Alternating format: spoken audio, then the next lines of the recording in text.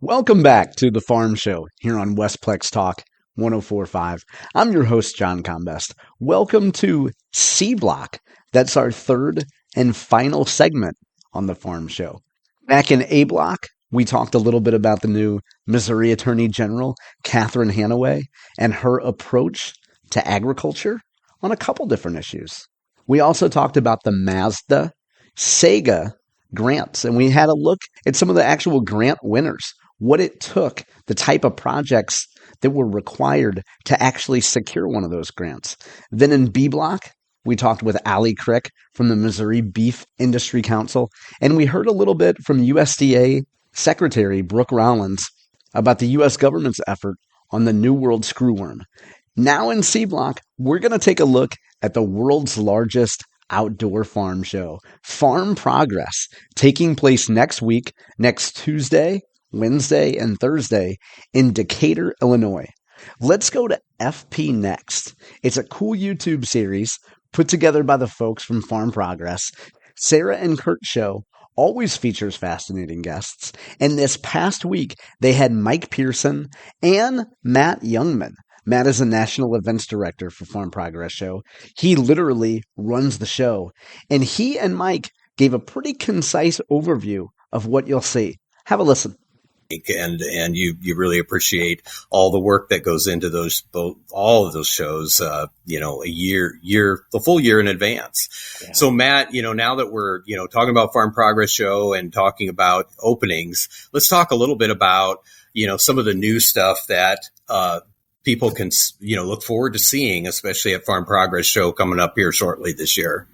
Yeah. So, that list, we're right here where that list just continues to grow. All the new things that are coming down the line for the show. And some of it is very, ag, and it's very specific to the farming visitors that are making the work trip to come to the show. And then there's also some of the fun stuff, maybe the sponsored items that are good. We've done a lot of work at Farm Progress Show and Husker Harvest Days with the FAA so that we can have a drone zone at each show. In order to keep the crowd safe, there will be clear-sided tents at both shows that are separated from the demos and separated from everything else that's going on so that the visitors can go out and safely view applicator drones in action and watch that happen. So a great opportunity, kind of no matter where you are on that adoption curve, whether you're just kind of curious about how that works or you already have two and you're looking for your third, there's going to be an opportunity there to have conversations with the experts while you're walking the show. At Farm Progress Show, John Deere's partnered with us to blanket the show site with free Wi-Fi. That we had that in Boone last year, and we're moving that over to Decatur for this year. That's a big undertaking, and we genuinely appreciate the partnership with John Deere. If you can imagine trying to blanket an 80-acre show site with internet, it's a pretty big undertaking. That's going to be, they have a new partnership with Starlink. It's going to be partially powered by their Starlink relationship. So kind of a cool those are cool high-tech things that are coming down the line.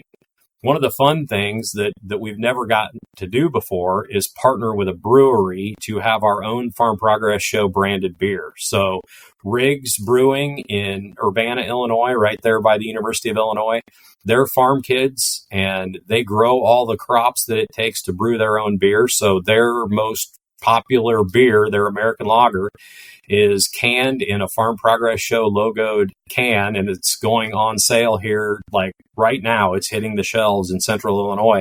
And one of the cool things about that is the can has a QR code that will link you straight to the ticketing site, so you can buy your tickets at a discount right there through the QR code on your can of beer. So I'm envisioning people, farmers, leaning on a tailgate, drinking a beer with Farm Progress Show logo, buying their tickets, and then off they go. And it'll be for sale in the Syngenta Square Beer Garden. And it's just that, sometimes you just get to be part of some pretty cool projects, and canning our own private labeled beer to sell throughout central Illinois all the month of August is kind of neat. Is this going to be something we think that's recurring, Matt? Are we going to have a beer every Farm Progress? Is Riggs only going to do it in Decatur, or are we just trying 1 year? I hope it's a recurring thing. I hope we work with somebody in Iowa and we've got, something special in Boone, and it's an ongoing thing. I think it has to do with how good of beer drinkers our customers are. So we'll find out here how well this turns out. I feel like as long as it's like the classic, like Coors Light, Busch Light-esque beer, I feel like there'll be no problem for farmers drinking that, because I cannot remember the last time I went to a farm where I was not offered one of those beers. So I'm sure that'll be super exciting as well, with all those cool things. And while we're sticking at the Farm Progress Show, Mike, you guys do some big broadcast coverage during the Farm Progress Show. What are your plans looking like this year? And you guys have that great hospitality tent there over at Farm Progress Show and of course at Husker, but what are you guys going to be recording? Are you having any celebrity guests you maybe can tease for our listeners? So that is a great question, Sarah. And, things are always in flux. I think one thing we've learned over the years at the Farm Progress Show, it's in August and it's in the Midwest. Well, that's thunderstorm season. So sometimes we've had some folks with flight issues and unable to get in. But yes, we will have a star-studded, at least an agricultural star-studded event at the hospitality tent. The noon show will be happening all 3 days. And Matt, refresh me, corner of 6th and Central is the hospitality tent. Absolutely right. Excellent. So 6th and Central, just come right there. It's the center of the show. If you're looking for a place to just get out of the sun, you want to learn a little bit about what's happening in the industry, Max Armstrong and I will be throughout the day in the hospitality tent talking to different folks. We'll be talking to exhibitors about, what it is that brought them to the Farm Progress Show, what their products are, how they can help farmers get to that next level of productivity or efficiency or whatever it is that grower's looking for in their operation. And then we'll also talk a lot of policy. There has certainly been a number of headlines in the world of agriculture related to policy this past year. We've got the big, beautiful bill. We've got a farm bill floating around in D.C. somewhere. We've got all of these changes happening at the USDA, and we'll have a great turnout of ag policy experts on hand as well. Farm Progress's Josh Bakey will be there. He'll be able to talk policy. We'll have a number of our other editors from around the country on hand. We'll be getting them up every once in a while. Sarah and Kurt, you'll probably be doing an interview. I'm just going to let you know now. We're going to talk about what's happening in your necks of the woods. And then each year we also have some real dignitaries from the world of agriculture. We get directors of departments of agriculture, commissioners, secretaries of agriculture, all of them. Usually we get many states. I don't want to be going out on a limb, but I mean, we'll get 8 to 10 of those state leaders in agriculture at a Farm Progress Show any given year. I don't know if we have Secretary of Agriculture Brooke Rollins confirmed. She and I were speaking about a week and a half ago. She said it is on her schedule. She's working with her team to try to lock it in. But Matt, and unless you've heard anything, I don't think she is confirmed as of yet.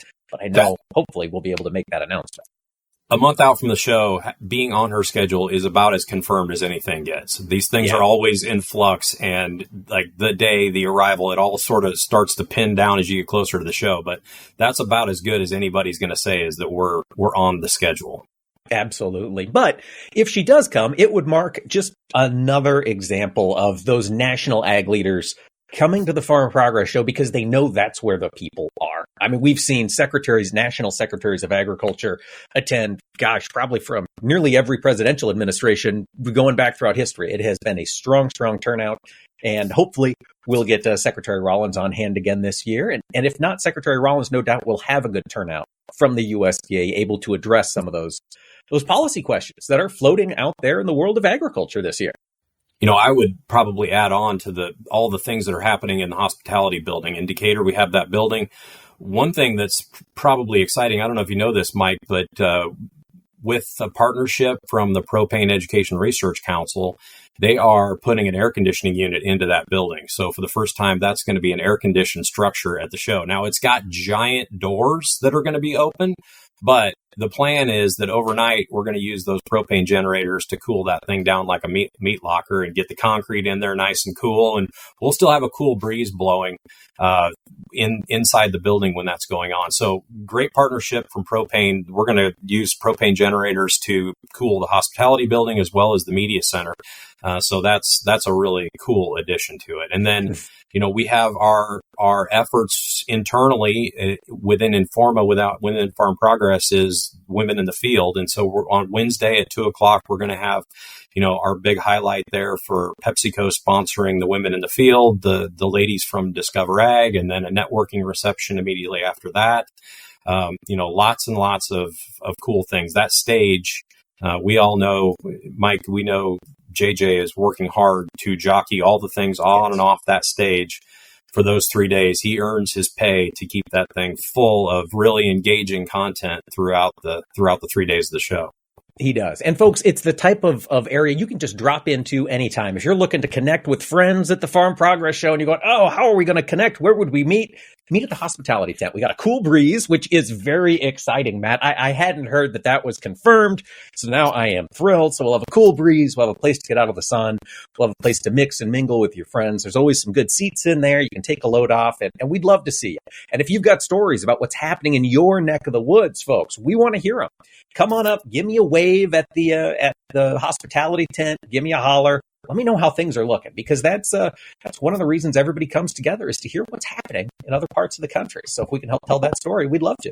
Well, it's kind of ground zero on the show grounds. It's a good place for everyone to, like you say, take a little R&R if they want to just a little rest, maybe take a little lunch, eat some of the great food that's always on the grounds, and then take in, all the education, the information, and all the activities, like you say, that it's just really a great spot to make a stop.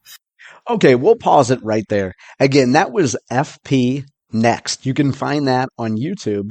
Sarah and Kurt do a great job with that show every time they put it together, but especially for this Farm Progress piece.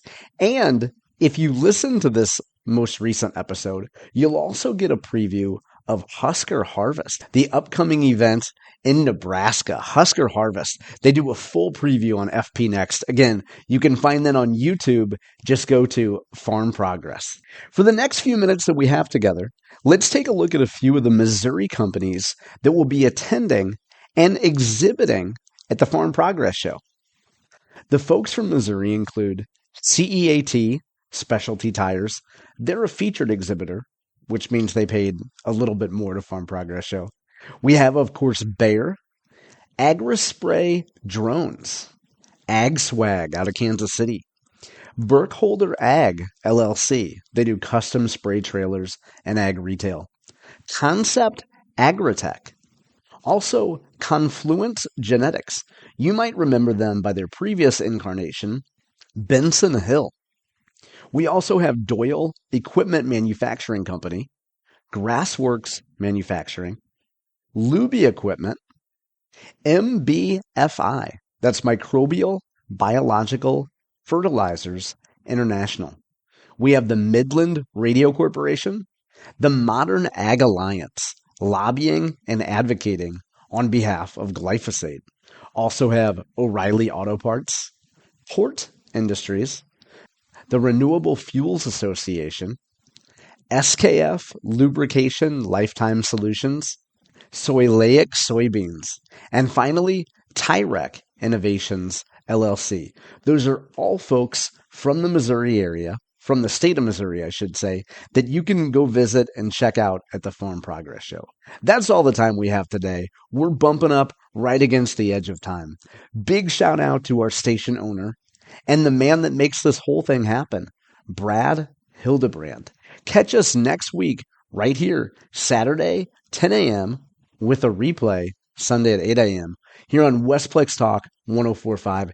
Thank you so much for joining us. Remember, you can find us on YouTube at Farm Show Radio. You can find us on Facebook at Farm Show Radio. And you can find us on Instagram at Farm Show Radio.